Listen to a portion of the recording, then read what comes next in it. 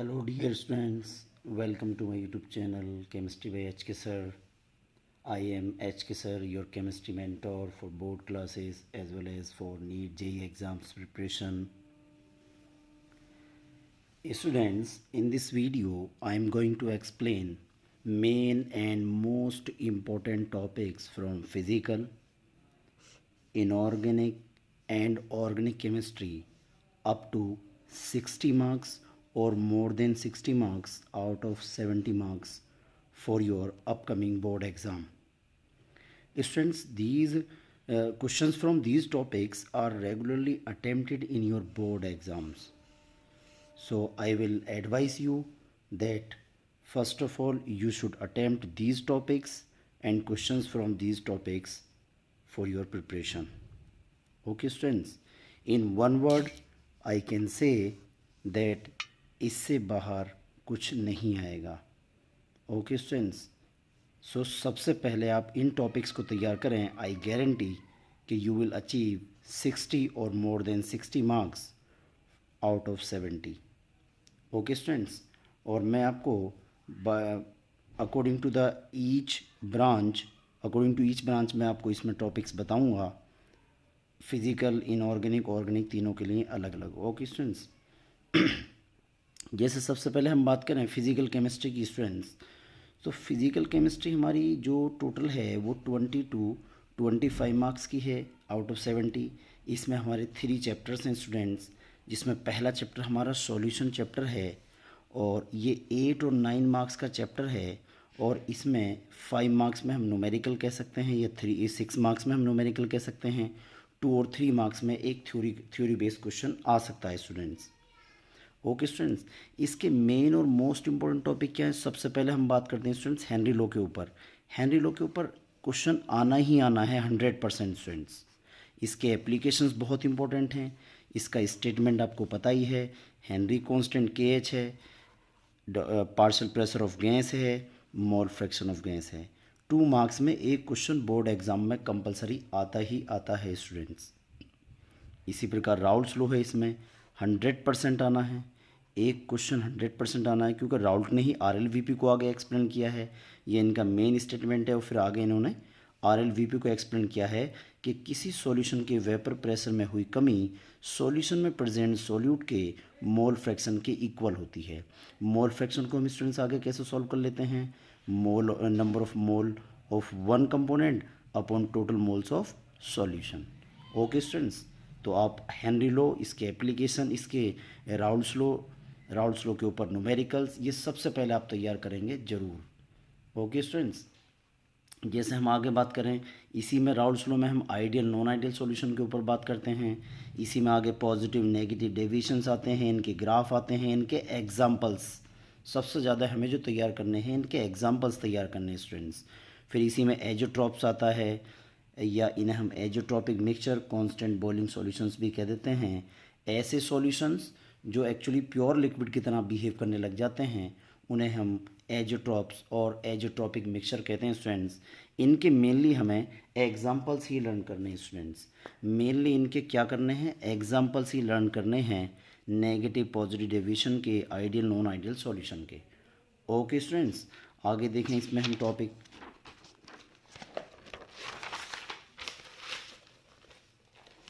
आगे स्टूडेंट्स, इसमें हमारी कोलिगेटिव प्रॉपर्टीज़ आती हैं.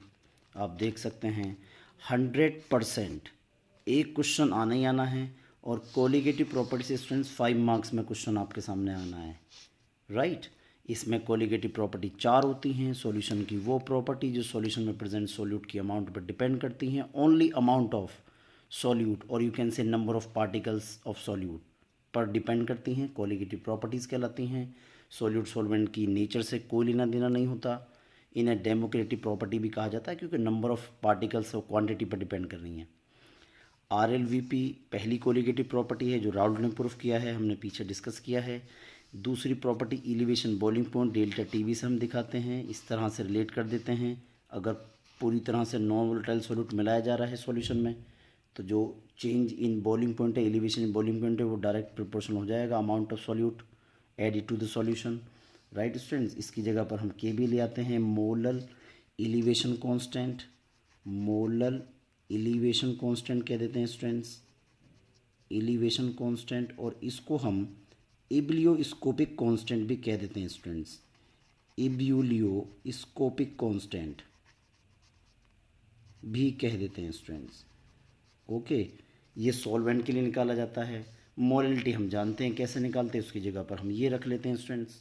तो इस तरह से ये हम क्वेश्चन कर लेते हैं।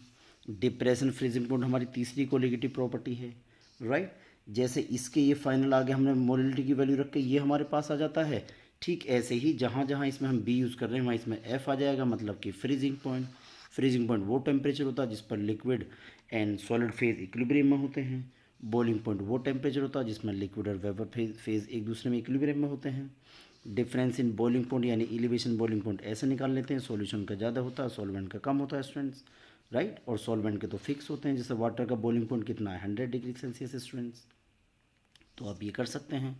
ठीक इसी प्रकार से फ्रीजिंग पॉइंट निकालते हैं, लेकिन फ्रीजिंग पॉइंट किसका ज़्यादा होता है स्टूडेंट, सॉल्वेंट का ज़्यादा हो जाता है। ओके, तो इस तरह से हम कर सकते हैं। इन पे ये क्वेश्चन हमें करने आने चाहिए, न्यूमेरिकल्स करने हैं एनसीईआरटी के, इंटेक्स के, एक्सरसाइज के क्वेश्चन इनके ऊपर।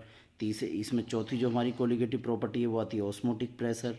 Okay students, ideal gas equation उसी से आई है, और इसे हम किस तरह से कह देते हैं, इसे हम अगर हम बात करें in terms of van't Hoff factor तो कैसे लिख देते हैं students, pi is equal to I into N B upon V into R into T in terms of van't Hoff factor students, ये हम कह देते हैं, राइट। और दो आइसोटोनिक सॉल्यूशंस के लिए हम ऑस्मोटिक प्रेशर को इस तरह से बता देते हैं, pi 1 upon pi 2 equal to C1 upon C2। Board में 2018-19 में रेगुलर आया है क्वेश्चन इस पर, बहुत इंपॉर्टेंट है, हमारी एनसीईआरटी एक्सरसाइज में दिया गया है क्वेश्चन, क्योंकि आइसोटोनिक सॉल्यूशन वो होते हैं जिनके ऑस्मोटिक प्रेशर सेम होते हैं। इंटरवेनस इंजेक्शंस जो हैं वो इसी का एग्जांपल हैं। Intravenous injections students, intravenous injections किसके एग्जांपल हैं, आइसोटोनिक सॉल्यूशंस के एग्जांपल हैं। वांट ऑफ फैक्टर निकालने के 3 केसेस होते हैं, आप जानते हैं, क्योंकि कोलिगेटिव प्रॉपर्टी मेजर करने के लिए हमें वांट ऑफ की रिक्वायरमेंट होती है। ये सॉल्यूट के लिए निकाला जाता है। नॉन इलेक्ट्रोलाइट का केस होगा तो 1 होगी, इक्वल टू 1।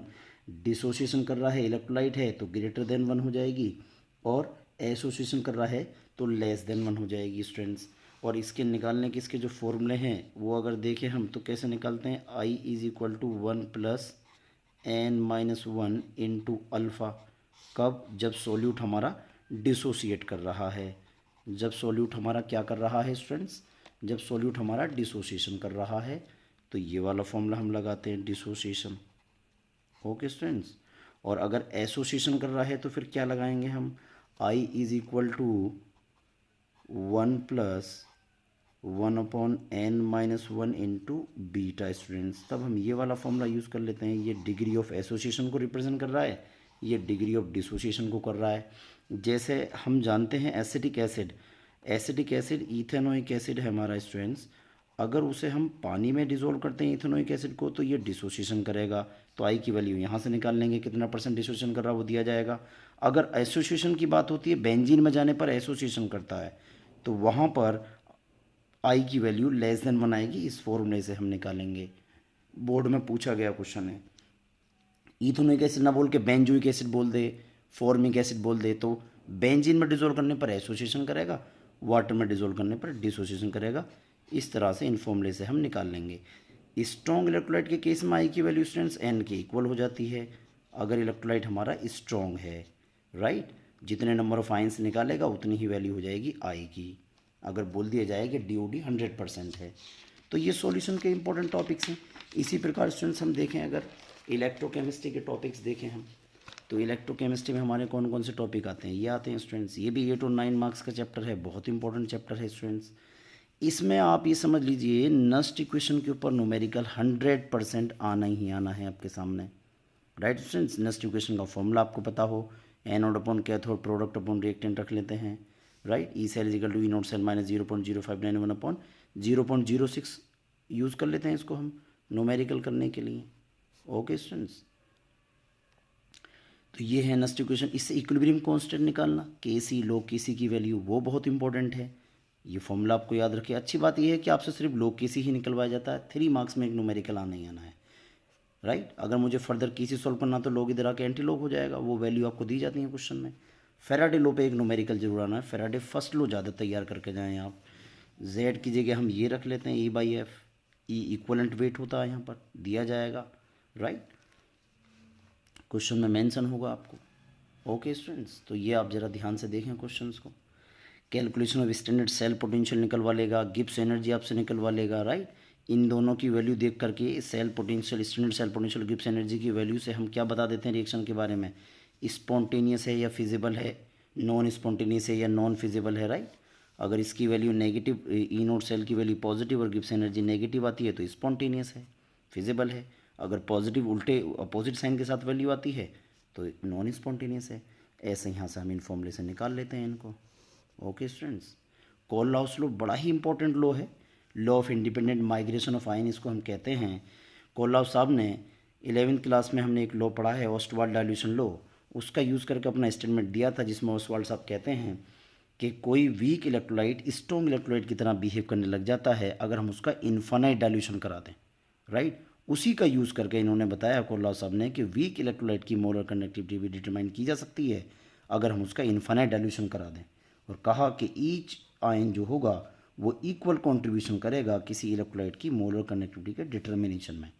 इसमें हमारी एनसीईआरटी में एग्जांपल दिए हुए हैं, मैं ज़रूर उम्मीद करूंगा कि आप वहाँ से उन्हें करके जाएंगे, क्योंकि एनसीईआरटी बेस्ड ही हमारा पेपर आता है और आप ज़रूर करें। मोलर कंडक्टिविटी निकालने के बारे में क्वेश्चन आ जाता है, lambda m equal to kappa into 1000/m/s molar concentration दी जाएगी, कंडक्टिविटी दी जाएगी, रख करके हम निकाल लेते हैं स्टूडेंट्स।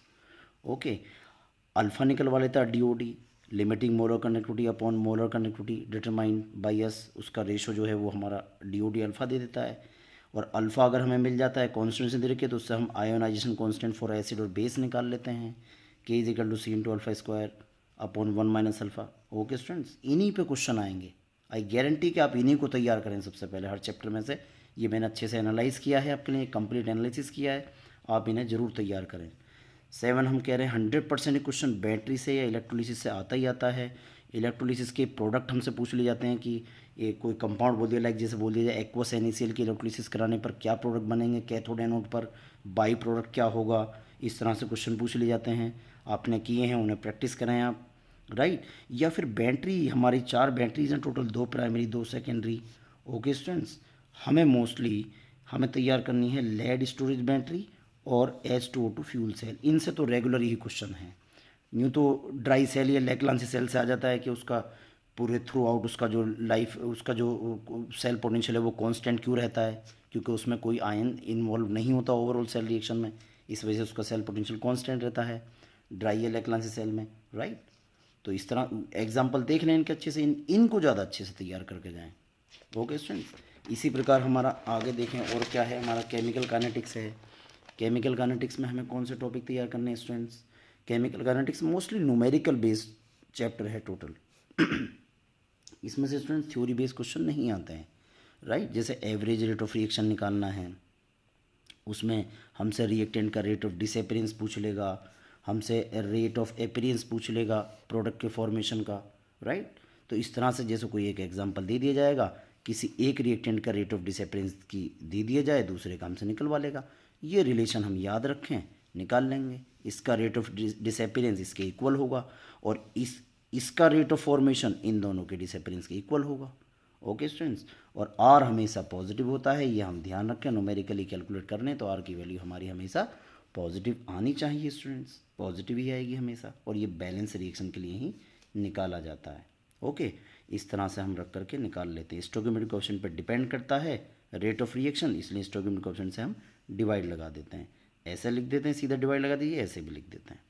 रेट वाला एक्सप्रेशन रेट कांस्टेंट के लिए फर्स्ट ऑर्डर के लिए क्या है वो हमें याद रखना पड़ेगा। 100% आपको एक क्वेश्चन मिलना ही मिलना है। K = 2.33/T × log base 10 A0/A। Zero order के लिए आपको याद रखना है K = A0/A/T। ओके स्टूडेंट्स, 2 और 3 मार्क्स में न्यूमेरिकल आने यही टॉपिक आपको तैयार करने हैं। 100% आपको न्यूमेरिकल इन्हीं में से मिलेगा क्वेश्चन, बाहर नहीं मिलेगा, I guarantee. All radioactive decay जितने भी होते हैं वो फर्स्ट ऑर्डर की रिएक्शन होती हैं स्टूडेंट्स, जितने भी रेडियो एक्टिव डीके होते हैं वो सब के सब फर्स्ट ऑर्डर की रिएक्शन होती हैं। ये आपको याद रखना है। हाफ लाइफ पीरियड हमें दोनों के याद रखने हैं। फर्स्ट ऑर्डर के लिए इंडिपेंडेंट होता है to the initial concentration of reactant, t half is equal to 0.693 upon k, independent of initial concentration. Okay students, zero order के लिए डिपेंडेंट हो जाता है, जीरो ऑर्डर के लिए स्टूडेंट्स डिपेंड करता है। जीरो ऑर्डर के लिए देखें हम, डिपेंड करता है जीरो ऑर्डर के लिए, राइट, इनिशियल कॉन्सेंट्रेशन पर डिपेंड करता है, डायरेक्टली प्रोपोर्शनल। इनिशियल कॉन्सेंट्रेशन बढ़ेगी, हाफ लाइफ भी बढ़ जाएगा। एक्टिवेशन एनर्जी 100% एक question numerical, numerical active physical chemistry के चैप्टर स्टूडेंट्स, ईच चैप्टर से टू न्यूमेरिकल आपको मिल सकते हैं। 2 सॉल्यूशन से, 2 इलेक्ट्रोकेमिस्ट्री से, 2 केमिकल काइनेटिक्स से। आप ये समझ लीजिए, मतलब 6 न्यूमेरिकल आपके सामने पेपर में रखे मिलेंगे आपको, ठीक है, मिल सकते हैं। एक्टिवेशन एनर्जी है, 3 और 5 मार्क्स में क्वेश्चन आता है इसके ऊपर। हमने अरेनियस इक्वेशन सॉल्व की थी, वहाँ से ड्राइव करके हम ये फॉर्मूला निकाल कर लाए थे एक्टिवेशन एनर्जी डिटरमाइन करने के लिए। ओके स्टूडेंट्स, इसके फैक्टर्स अफेक्टिंग भी हैं, कैटलिस्ट है, कैटलिस्ट ले आएंगे तो रिएक्शन की स्पीड बढ़ जाती है, तो एक्टिवेशन एनर्जी कम हो जाती है। तो वो सब आप फैक्टर्स, रेट ऑफ रिएक्शन को अफेक्ट करने वाले फैक्टर, ये एक्टिवेशन एनर्जी के फैक्टर, वो तो आप कर ही जाएंगे। इस पर आप ये समझ लीजिए आना ही आना है। फर्स्ट ऑर्डर के जो रेट कांस्टेंट के का फॉर्मूला है वही आप जानते हैं, 20% को पूरा होने में रिएक्शन कितना टाइम लग रहा है, तो 90% को पूरा होने में कितना टाइम लगेगा, या प्रूफ करवा लेता है कि 90% को पूरा होने में जो टाइम लग रहा है उसकी रिएक्शन के 99% को पूरा होने में जो टाइम लगता है उसको ट्वाइस है, डबल है उसके, या 10 टाइम्स है। इस तरह के क्वेश्चन जरूर आप तैयार करके जाएँ, राइट। हमारी एनसीईआरटी एक्सरसाइज में क्वेश्चन नंबर 14-15 है, वहाँ मतलब एवरेज हाफ लाइफ दे रखी है, आई थिंक तो समझ रहे हैं आप। इस तरह के क्वेश्चन जरूर आप तैयार करके जाएं। यूनिट रेट कांस्टेंट की याद करके जरूर जाएं, निकाल सकते हैं इस एक्सप्रेशन से हम इजीली। एक्स हमारा ऑर्डर को रिप्रेजेंट कर रहा है, एक्स की वैल्यू रख करके हम निकाल सकते हैं। रेट की यूनिट हमें पता है मोल पर लीटर पर सेकेंड, राइट, और मोलर कॉन्सेंट्रेशन मोल पर लीटर होती है। एक्स हमारा ऑर्डर है, अगर मैं जीरो ऑर्डर के लिए निकालना हो तो यहाँ एक्स जीरो रख दूंगा, तो ये जीरो हो जाएगा, तो दैट मीन्स 1 हो जाएगा। तो क्या यूनिट आ जाएगी, वही यूनिट आ जाएगी जीरो ऑर्डर के लिए जो रेट ऑफ रिएक्शन की होती है। 1 रख दूंगा फर्स्ट ऑर्डर के लिए यहाँ एक्स की वैल्यू, तो क्या हो जाएगा, यहाँ मोल पर लीटर हो जाएगा, मोल पर लीटर से मोल पर लीटर निकल जाएगा, पर सेकंड आ जाएगी। तो यूनिट देख करके भी हम यूनिट पहचान लेते हैं, इसके ऊपर भी क्वेश्चन आ जाते हैं, हमारी एनसीईआरटी एग्जाम्पल में दिए हुए हैं। और इसमें स्टूडेंट्स बॉक्स प्रॉब्लम्स और ग्राफिकल क्वेश्चन भी आते हैं, राइट। बॉक्स प्रॉब्लम मतलब कॉन्सेंट्रेशन दे दी, एनसीईआरटी में 2-3 क्वेश्चन दिए हुए हैं हमारी ऐसे, राइट, और हमसे फिर ऑर्डर पूछ लेता है, एक्स के रेस्पेक्ट में क्या ऑर्डर है, वाई के रेस्पेक्ट में क्या ऑर्डर है, या ए के रेस्पेक्ट में क्या ऑर्डर है, बी के रेस्पेक्ट में क्या ऑर्डर है। ओके स्टूडेंट्स, और इनके graph, zero order first order के रेट कांस्टेंट के ग्राफ और हाफ लाइफ पीरियड के ग्राफ, दोनों के लिए, जीरो ऑर्डर फर्स्ट ऑर्डर के लिए, यही हमारे सिलेबस में मेन आते हैं। क्वेश्चन ज़रूर आपको ये तैयार करने हैं स्टूडेंट्स। आई होप कि आप इन टॉपिक्स को तैयार करेंगे और अच्छे मार्क्स गेन करेंगे। Okay students, thank you.